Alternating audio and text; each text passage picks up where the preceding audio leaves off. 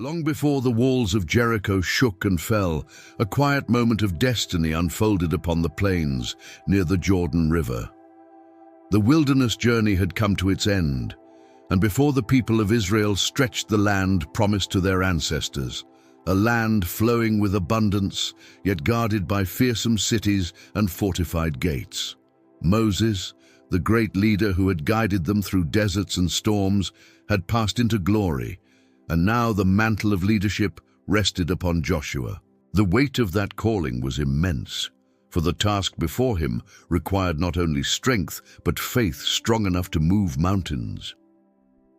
As dawn broke across the horizon, Joshua stood at the river's edge, feeling the wind upon his face and hearing in his heart the voice that would change everything. "Be strong and courageous, for I am with you wherever you go." That single promise became the foundation of his courage. It was not courage drawn from confidence or skill, but from trust in divine presence. Joshua had witnessed miracles, seas divided, manna from heaven, victories won through faith alone, but leadership brought a different kind of challenge. Now he had to guide an entire nation, not by sight, but by conviction. Every step forward meant stepping into the unknown. Yet courage does not come from certainty. It is born when the soul decides to believe despite uncertainty. In that quiet moment by the Jordan, Joshua understood that his greatest weapon was not the sword he carried, but the faith that lived within him. As preparations began to cross the river, the people watched their new leader with hope and awe. Joshua spoke words of strength and unity, reminding them that faith was not a memory of miracles past, but a living force ready to work again. The Ark of the Covenant, symbol of divine presence, would go before them. When the priests carrying it stepped into the waters, the river that once seemed impossible to cross stopped flowing and stood still.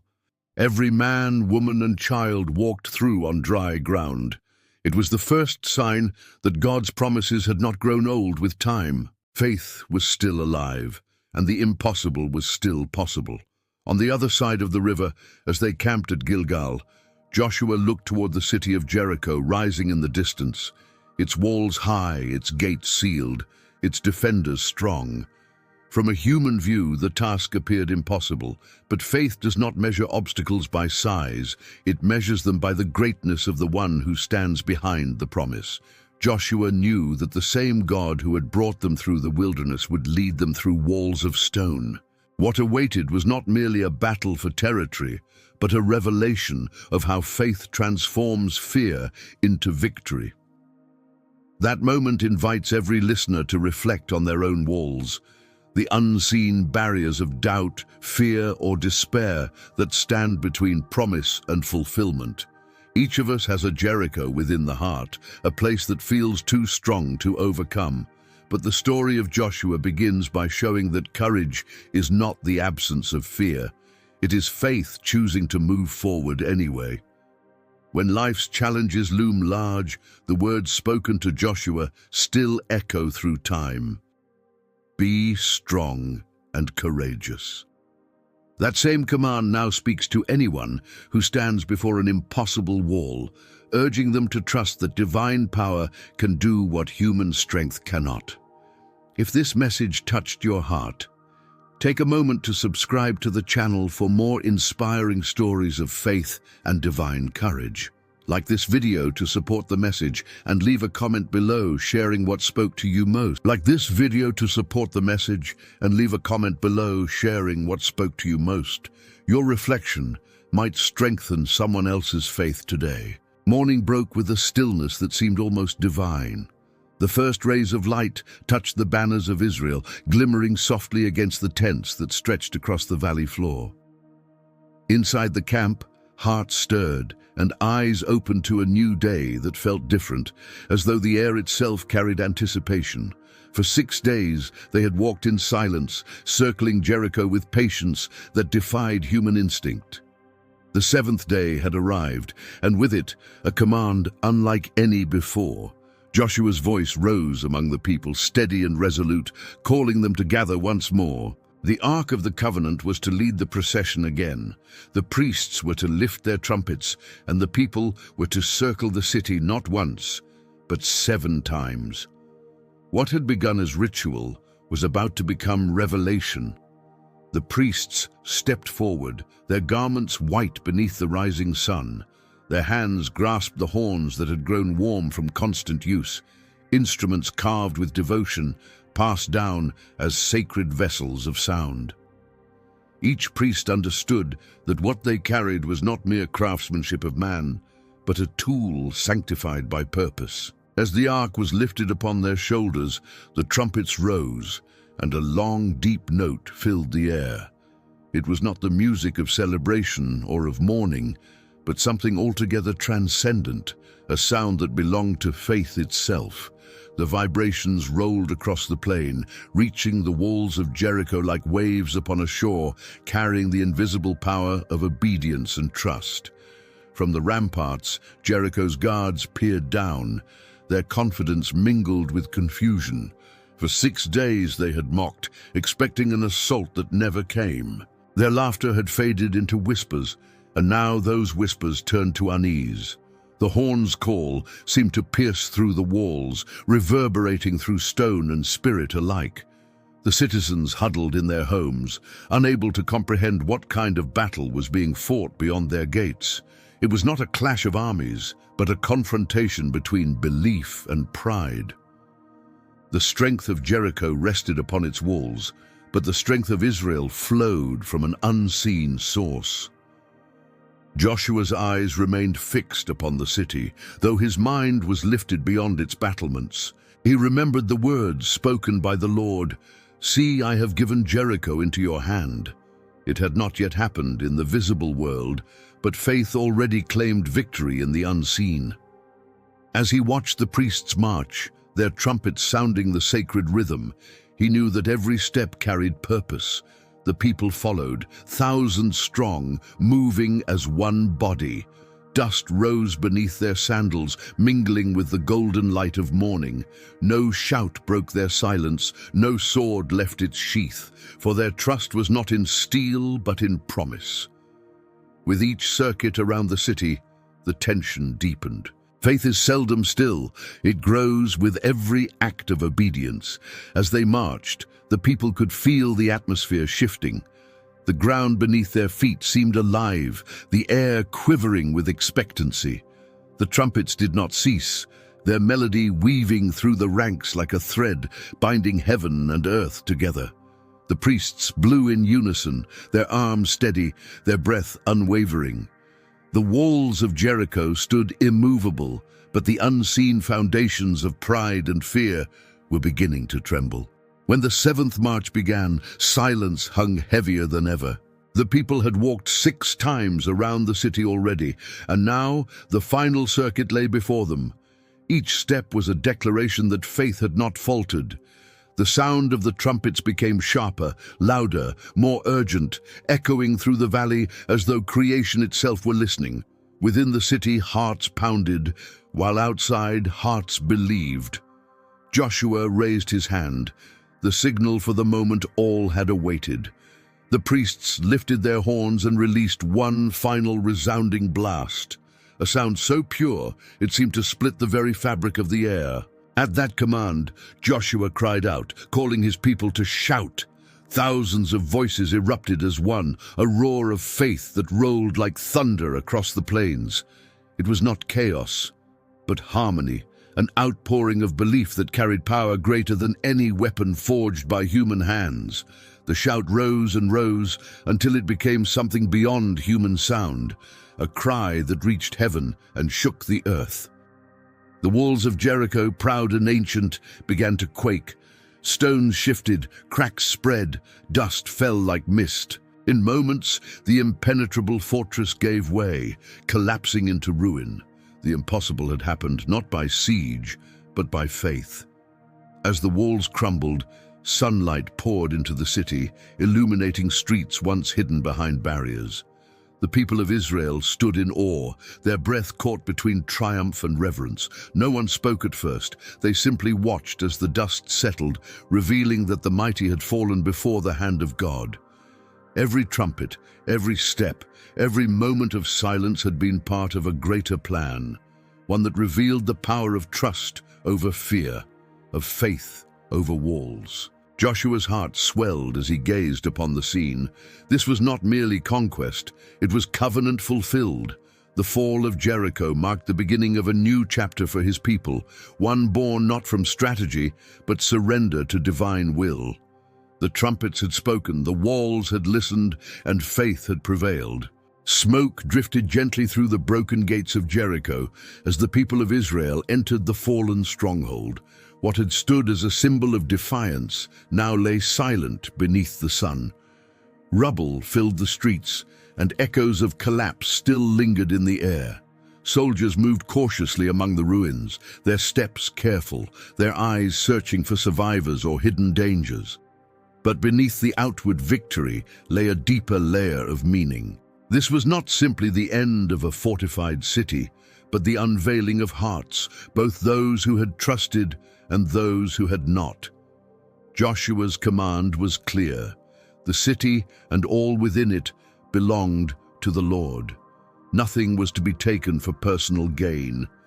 Gold, silver, and precious materials were to be set apart for sacred use, while all else was to be destroyed, lest greed and corruption take root among the people. The victory was holy, and holiness demanded obedience. Among the ruins stood Rahab's house, untouched amid the devastation.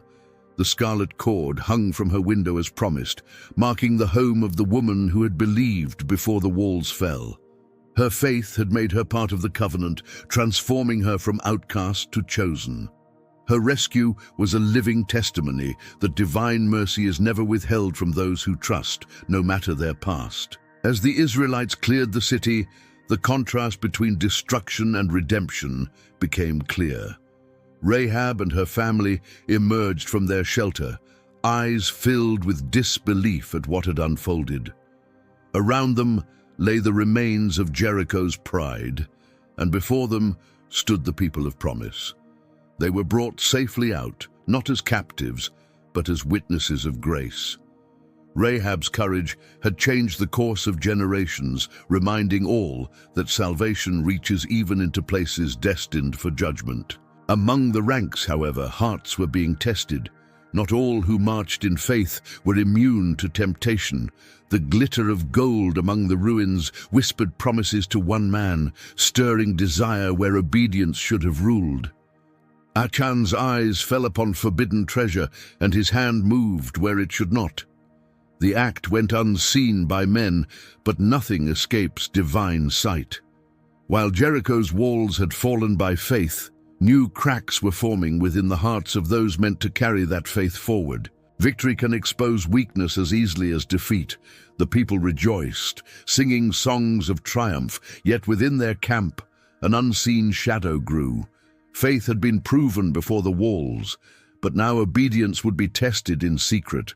Jericho's fall had shown that God delivers on his promise. The days ahead would show whether his people could remain faithful when temptation spoke softly. The city's ruins became a silent warning that divine victory requires human integrity.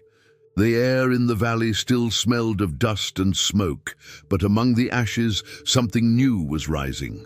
The people began to rebuild altars, to give thanks, to honor the one who had led them to victory.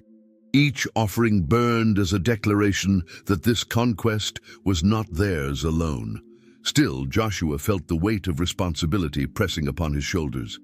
He had seen what disobedience had cost their fathers in the wilderness. He knew that faith must be guarded, nurtured, and kept pure if the people were to continue into the land promised to them. Even as celebrations spread through the camp, an unease lingered within Joshua's spirit. He sensed that the true battle was not fought against walls of stone, but within hearts of flesh. Jericho had fallen, but pride, greed, and disobedience could build stronger walls within the soul. What lay ahead would require more than courage. It would demand purity of purpose. Faith must not become a banner for ambition, nor victory an excuse for complacency. As the sun dipped behind the mountains, the city of Jericho lay silent, its smoke rising into the twilight. The people rested, unaware of the storm beginning to gather in their midst.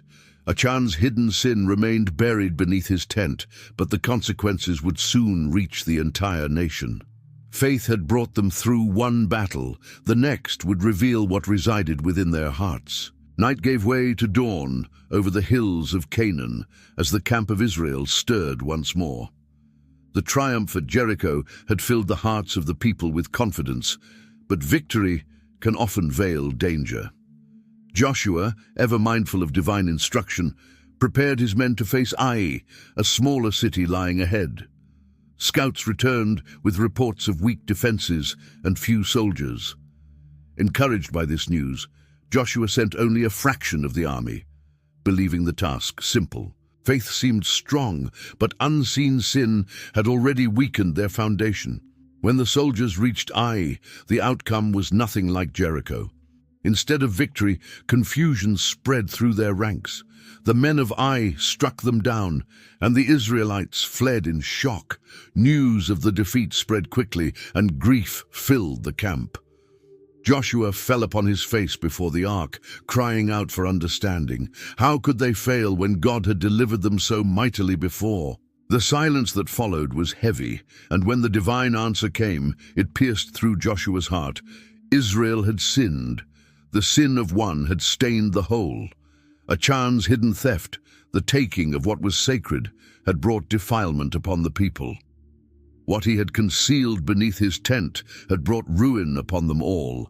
The truth unfolded slowly, the weight of it pressing upon every tribe until the guilty man was revealed.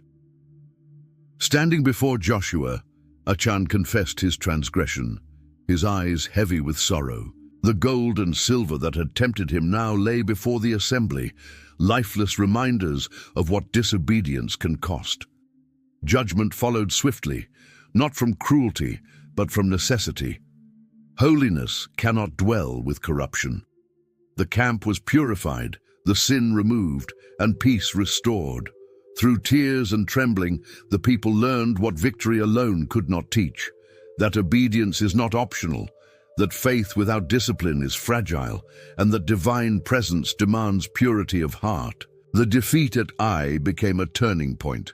The people realized that conquest was not sustained by numbers or might, but by alignment with divine order. When their hearts were right, no wall could stand against them. When pride or deceit took hold, even the smallest city could prevail. Joshua's leadership deepened in wisdom, tempered by humility.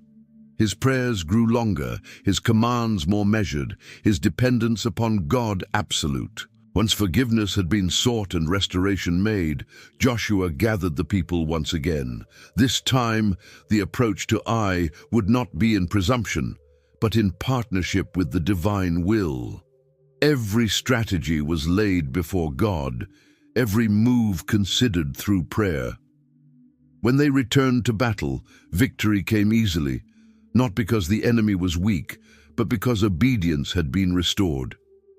The city fell, and the people were reminded that power flows only where faith is pure. From that day forward, Israel marched not only as conquerors, but as custodians of divine trust. The ark remained at the center of every campaign, a visible reminder that success is hollow without righteousness. Joshua often walked alone at night, gazing at the stars, reflecting on how close victory and ruin can stand together. Faith had brought them across the Jordan, but obedience would keep them in the promise. Each triumph from that moment carried a quiet reverence, a recognition that walls fall not because of human effort, but because of hearts aligned with heaven. The people moved forward, their steps steadier, their voices quieter, their trust deeper. Jericho's echo lingered behind them, not as a story of destruction, but as a lesson written in dust and sound, reminding every generation that faith must be lived, not only proclaimed. Morning light spread across the camp at Gilgal, touching every tent with the warmth of new beginning. After the battles of Jericho and Ai, the people gathered once more to renew their covenant with the Almighty. Victory had proven his faithfulness, but faith must remain alive through remembrance. Joshua understood that conquest without devotion would hollow the very promise they fought to inherit. Beneath the open sky, stones were gathered from the river Jordan, each one a testimony of the moment when waters had parted and the nation had crossed upon dry ground. 12 stones, one for each tribe, were set as a monument of what obedience had achieved. Men, women, and children stood in reverent silence as Joshua read aloud from the book of the law. His voice carried across the plain, steady and unwavering, reminding every listener of the commandments that bound them not through fear, but through purpose. Each word was an anchor against forgetfulness, a safeguard against the pride that victories often bring. Faces turned upward, eyes moist with gratitude, hearts humbled by the memory of how far they had come. From slavery in Egypt to the doorstep of inheritance, every verse spoken was not merely history, but a living reminder that freedom must always serve righteousness. Covenant renewal was not ceremony for its own sake. It was a reawakening of identity. The people who had crossed deserts and rivers, who had seen pillars of fire and manna from heaven, now stood as heirs of promise. But promises require guardianship. Joshua urged them to teach their children the meaning of the stones, to recount how the waters of Jordan had fled before the ark, and how the walls of Jericho had fallen through obedience. He wanted faith to live beyond one generation, to become the heartbeat of a nation that understood divine partnership. As sacrifices burned upon the altar, the fragrance of devotion filled the air. Smoke ascended toward the heavens as priests offered thanksgiving for deliverance, and gratitude flowed freely among the people. The wilderness had been a place of testing. Canaan would be a place of stewardship. Every victory demanded remembrance, every triumph called for humility. Gilgal became not just a location on the map, but a spiritual foundation, the place where promise was reaffirmed through repentance and trust. Joshua's gaze moved across the tribes gathered before him, and he saw unity forged through shared struggle. He remembered the weariness of wandering, the murmuring of old, the tears of loss. Now he saw a nation standing firm in faith, faces radiant with conviction.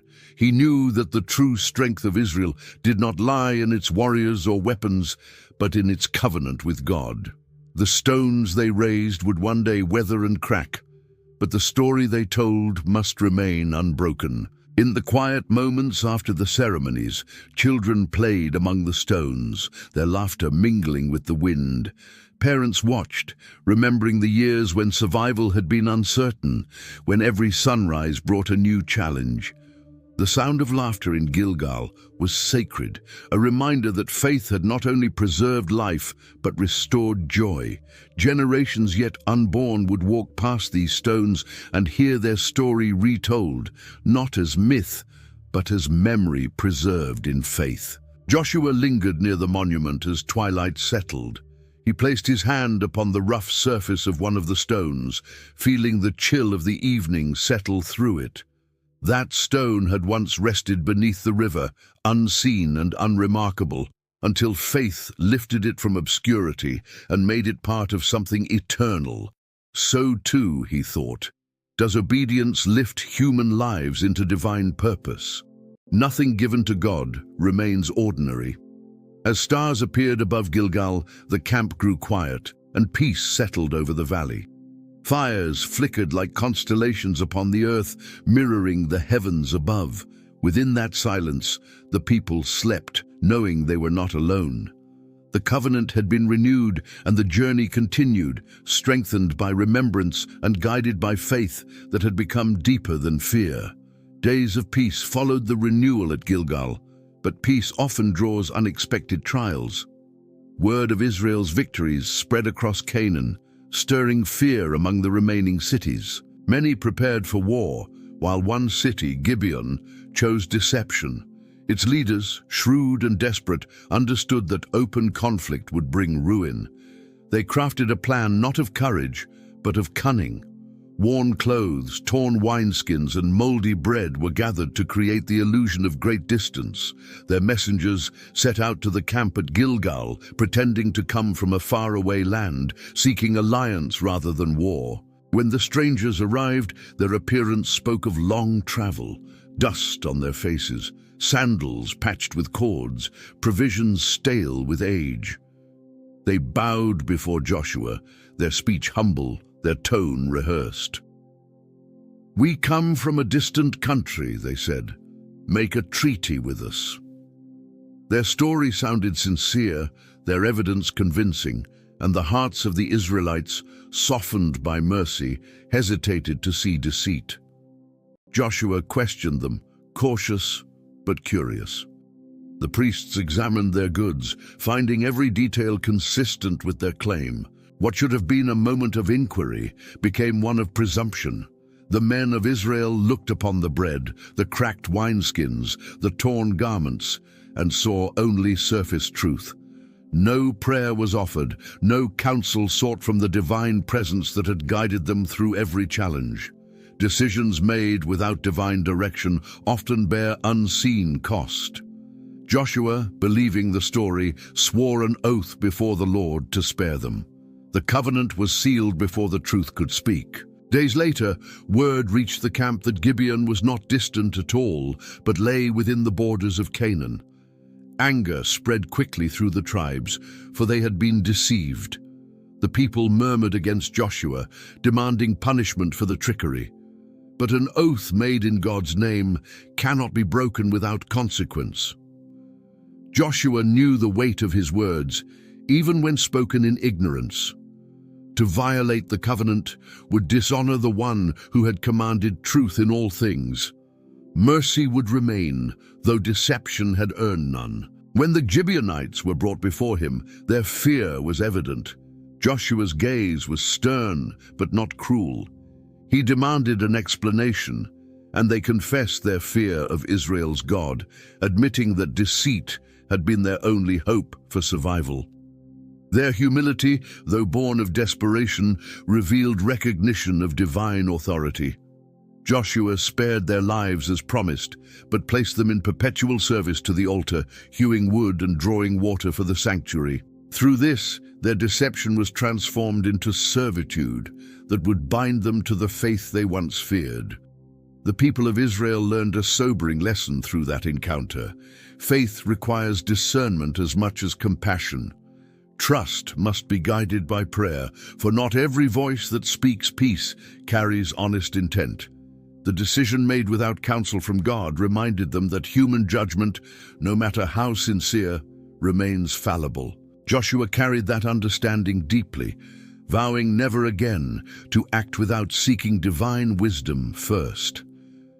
As time passed, the presence of the Gibeonites within the camp became a quiet reminder of that day.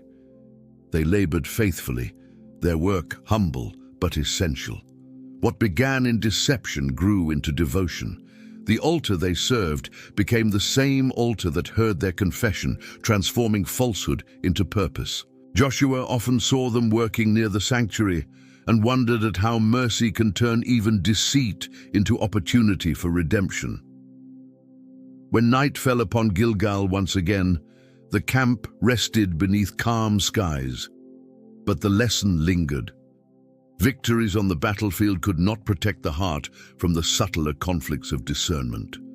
Trust must always begin with prayer, for without it, even wisdom can lead astray.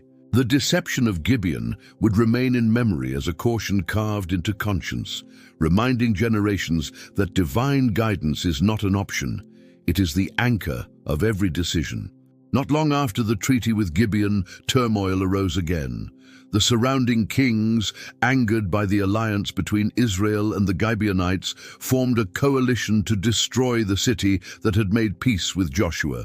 5 kings, Amorite rulers of Jerusalem, Hebron, Jarmuth, Lachish, and Eglon, united their armies and marched upon Gibeon, determined to punish its people and defy Israel's God. Fear gripped the Gibeonites, and they sent urgent word to Joshua at Gilgal, pleading for help.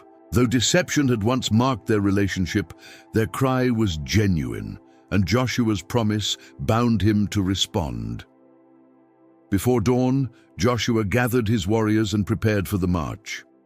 The path to Gibeon wound through rugged terrain, and the distance was great, but determination drove them forward through the night.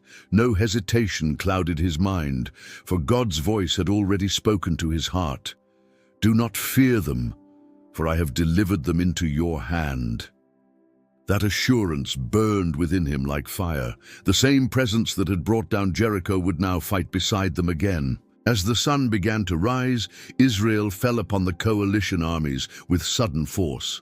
Confusion spread through the enemy ranks, and the plain of Gibeon became a place of chaos. Spears clashed, swords rang, and cries filled the air. But even before Joshua's army could claim full victory, the heavens themselves entered the battle. Clouds gathered swiftly, and a storm unlike any they had seen descended from above. Hailstones, vast and deadly, rained upon the enemy, striking with precision that no human arm could command. Those stones fell upon the Amorite armies alone, sparing the Israelites completely. Nature had become an instrument of divine warfare. As the battle raged, Joshua looked upon the field and saw the enemy fleeing toward the valleys below. The day was advancing, but the work was not complete. With the sun beginning to sink, he lifted his voice in faith and spoke words no man had ever dared utter before. "Sun, stand still over Gibeon, and moon, over the valley of Aijalon." At that command, the celestial bodies obeyed. The light remained suspended, the day prolonged beyond its appointed span, and Israel's victory was sealed in the brilliance of a sky that refused to darken. The soldiers fought with renewed strength, astonished by what they witnessed. Every moment felt like a heartbeat of eternity, stretched across time so that justice could be fulfilled. When the last of the enemy fell, silence blanketed the field. The sun still hung in the heavens, radiant and immovable, bearing witness to faith that had spoken and creation that had listened. That long day of battle became a monument, not carved in stone, but written across the sky. When darkness finally returned, the stars emerged with a brilliance untainted by defeat. Joshua stood among his people, weary but unbroken. He looked to the heavens and knew that every victory belonged to the one who commands both storm and sun. The people bowed in reverence, aware that they had seen what no generation had seen before, the elements themselves bending to faith's command. The 5 kings who had led the rebellion were found hiding in a cave near Makkedah. They were brought before Joshua, trembling, their crowns cast aside.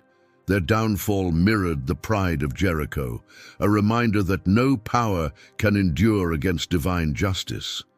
The cave that concealed them became their tomb, sealed by the same hands that had lifted the ark in faith. Through this, the message spread across Canaan that Israel's victories were not by sword alone, but by the presence of the Almighty. As the army returned to camp, torches flickering in the night, voices whispered in awe of what had occurred. No tale of war could compare to that day when the sun stood still and hailstones fell from heaven. Every man who had fought carried within him a testimony of divine intervention that could never be forgotten. Joshua walked among them quietly, his heart heavy with gratitude. He understood that power such as this is not given for glory but for purpose, to fulfill the covenant and reveal the greatness of the one who commands all things. Years of battle had passed, and the sounds of war began to fade across Canaan. Fields once trampled by armies now lay silent beneath the sun, their soil rich with promise. Israel stood on the threshold of fulfillment. What had been spoken to Abraham centuries earlier was unfolding before their eyes. No longer wanderers, they were becoming settlers of the land that had been sworn to their fathers. Joshua, growing older yet still strong in spirit, called the leaders and elders together. His voice carried the gravity of a man who had seen the impossible made real through faith. Before them lay the task of division, a sacred responsibility not governed by human will, but by divine appointment. The gathering took place at Shiloh, where the Ark of the Covenant rested within the tent of meeting. From there, the presence of God guided every decision. Joshua spoke with the measured authority of one who had walked long under heaven's command. Each tribe would receive its inheritance, not through conquest alone, but through the unfolding of promise. Land was not merely territory, it was covenant embodied in soil and stone. The boundaries that would soon be drawn carried spiritual significance, linking every family to the eternal purpose that began with faith and obedience. 7 tribes still awaited their inheritance, hesitant to move forward, uncertain of their next steps. Joshua's tone grew firm as he questioned their delay. "How long will you wait before taking possession of what the Lord has given you?" His words stirred them to action. Surveyors were chosen, men who would walk through the remaining territories and describe them in writing. Their task was not simple, for each line drawn would define generations to come. They moved through valleys and hills, measuring distances, noting cities, marking rivers, all under the gaze of the divine covenant that had brought them there. When the records were completed, the surveyors returned to Shiloh. Joshua spread the maps before the people and cast lots before the Lord. Every lot drawn was not left to chance. It was guided by the unseen hand that had led them from Egypt to that very moment. One by one, the tribes received their inheritance. The camp watched in reverent silence as names and lands intertwined, Benjamin near Judah, Ephraim beside Manasseh, and others placed where promise and destiny met. The process was slow, deliberate, and filled with quiet awe, for each allotment reflected both divine justice and mercy. As territories were assigned, the landscape of Israel began to take shape. Mountains, rivers, and plains that once belonged to strangers now became the inheritance of faith. Villages sprang to life as families built homes and planted vineyards. Children ran freely where battles had once been fought, laughter echoing through valleys once filled with war cries. It was a transformation not of geography alone, but of spirit. The wilderness wanderers were now keepers of holy ground, living proof that every word spoken by God finds its fulfillment in time. Joshua watched this transformation with a heart both joyful and solemn. He had fought beside these people, buried their leaders, seen their failures, and celebrated their victories. Now he witnessed the completion of a divine promise that stretched back through generations. Still, he knew that possession of land meant little without faith to sustain it. The soil they tilled must remain consecrated through obedience, otherwise prosperity would decay into pride. His counsel to the tribes was clear: remember who brought you here, and never let abundance make you forget dependence. Cities of refuge were then appointed throughout the land, sanctuaries where justice could be tempered with mercy. Each location was chosen with care, accessible to all, ensuring that no life would be taken unjustly. Alongside them, towns for the Levites were distributed, scattered among the tribes, so that worship and teaching might reach every corner of Israel. Through these acts, the nation was bound not only by territory, but by righteousness. Justice, mercy, and faith formed the pillars upon which the new society would stand. When the last lot had been drawn and the final tribe settled, peace rested upon the land. Smoke from altars rose gently into the sky, mingling with the scent of newly harvested fields. The people no longer looked toward the horizon in search of home. They looked within their borders, knowing the promise had been fulfilled. Joshua stood before the congregation, his face turned toward Shiloh's sanctuary, his heart lifted in gratitude. The journey had been long, marked by loss and triumph, but every mile had led them to this moment of completion through faith and perseverance. Years passed quietly after the division of the land, and the people flourished beneath skies that once witnessed war. Seasons turned in peace, and crops grew in abundance. Joshua, now advanced in age, felt the weight of years pressing upon him. His eyes had seen wonders that few could comprehend: the parting of the Jordan, the fall of Jericho, the sun halting in its course. His hands had held both sword and staff, leading through battle and guiding in peace. Knowing his time was drawing near, he summoned all Israel to Shechem, the place where Abraham had first built an altar generations before. There, under the same sky that had once heard the first promise, Joshua would speak his final counsel. Tribes gathered from every direction, elders and priests standing before him, faces weathered by labor and sunlight. The ark stood nearby, symbol of the covenant that bound them to their Creator. When Joshua spoke, his voice carried the strength of conviction sharpened by decades of obedience. He recounted the story of their journey, from Abraham's call to Egypt's bondage, through wilderness trials, and into the inheritance now surrounding them. His words were not for praise but remembrance, for memory keeps faith alive when comfort dulls devotion. Each name, each event, each deliverance reminded them that everything they possessed flowed from divine grace. He warned against complacency, knowing how easily peace can weaken vigilance. Idols from the nations still lingered in secret corners, remnants of foreign worship that threatened to erode purity of heart. Joshua's tone grew earnest as he urged the people to choose whom they would serve. His declaration rang clear: "As for me and my house, we will serve the Lord." Those words struck deep into the hearts of the listeners, stirring conviction and renewal. The people responded with one voice, pledging allegiance to the covenant that had shaped their destiny. A stone was lifted and set beneath a great oak near the sanctuary. Joshua declared it a witness to their promise, for stones endure where words fade. He reminded them that the choice they had made would define generations. Faith must be renewed daily, not inherited like land, but cultivated like seed. The covenant could not survive in memory alone. It required obedience, worship, and gratitude expressed through living faith.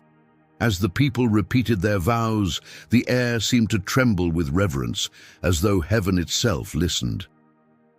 After the assembly dispersed, Joshua walked alone for a time, moving slowly among the hills that had once echoed with battle. Each path carried memories: the shouts of victory at Jericho, the quiet of Gilgal, the cries of triumph at Gibeon. His heart was full not of pride, but of peace. He had seen the fulfillment of what Moses longed to witness. Every promise had found its hour. Looking over the valleys where the tribes now dwelled, he felt the satisfaction of completion mingled with the awareness that the story of faith never truly ends. Others would rise, and the same covenant would call them to courage and obedience. Returning to his dwelling at Timnath-Serah, Joshua spent his remaining days in quiet reflection.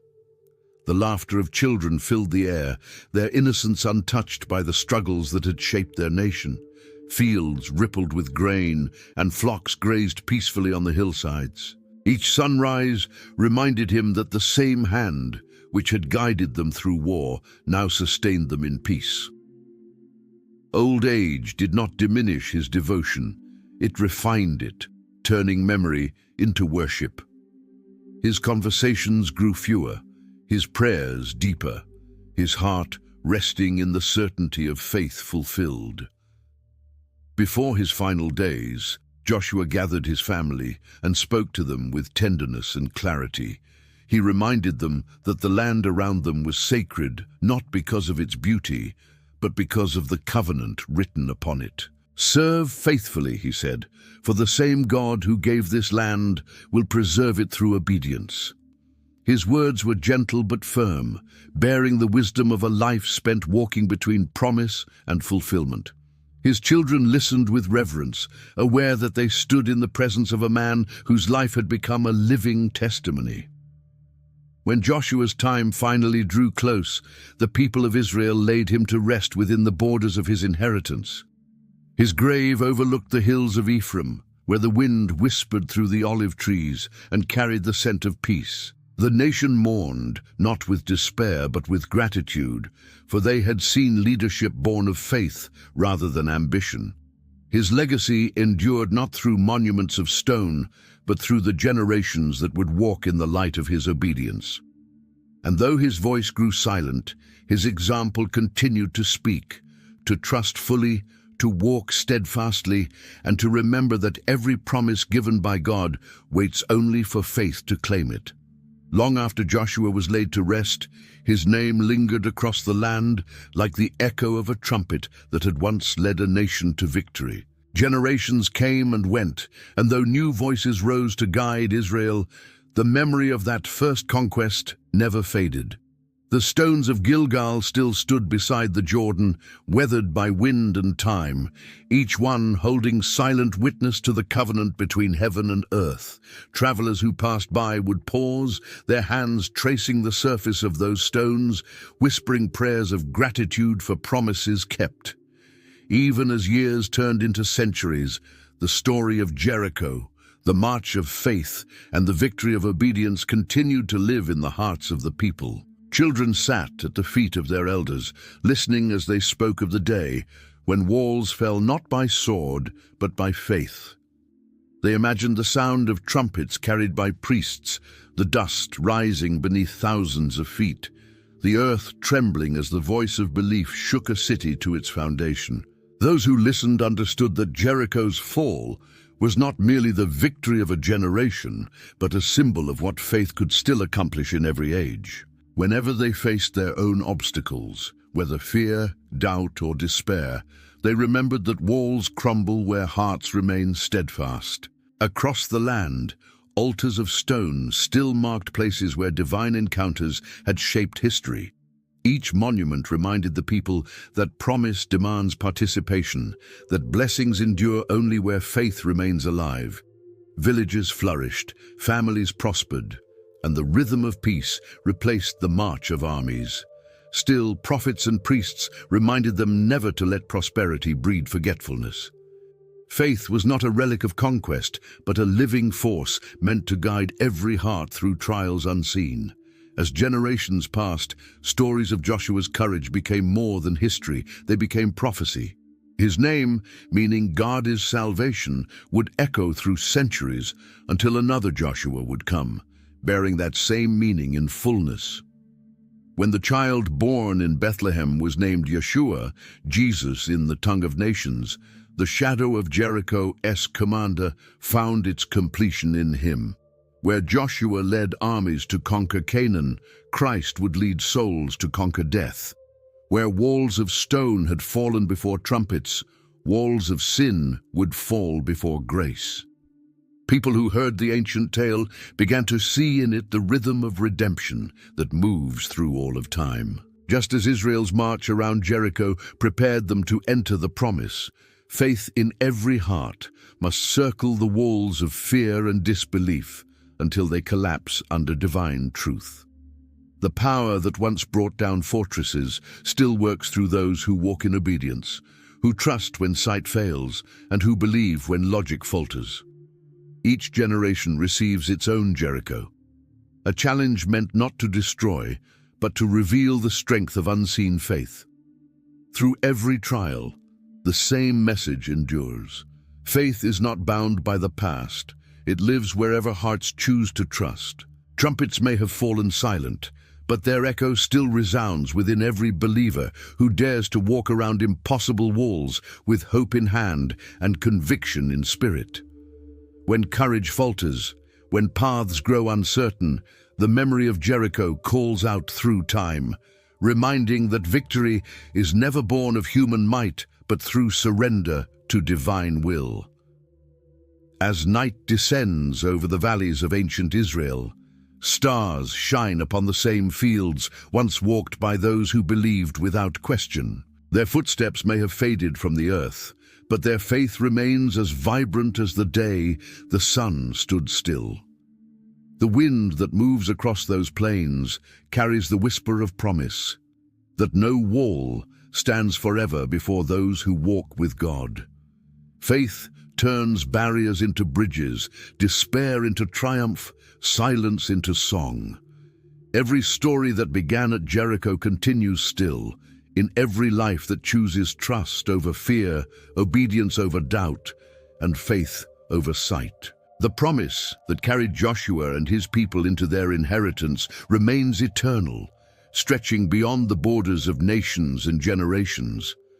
The God who caused walls to fall still works in hearts today, calling each person to rise, to walk, and to believe that no fortress is greater than His purpose. If this message of faith and victory has spoken to your heart, take a moment to subscribe to the channel so you never miss new stories that inspire and uplift. Like this video to help it reach others who may need a reminder of divine strength in their own battles. Leave a comment below and share what this story has meant to you. Your reflections might encourage someone else to hold on to faith.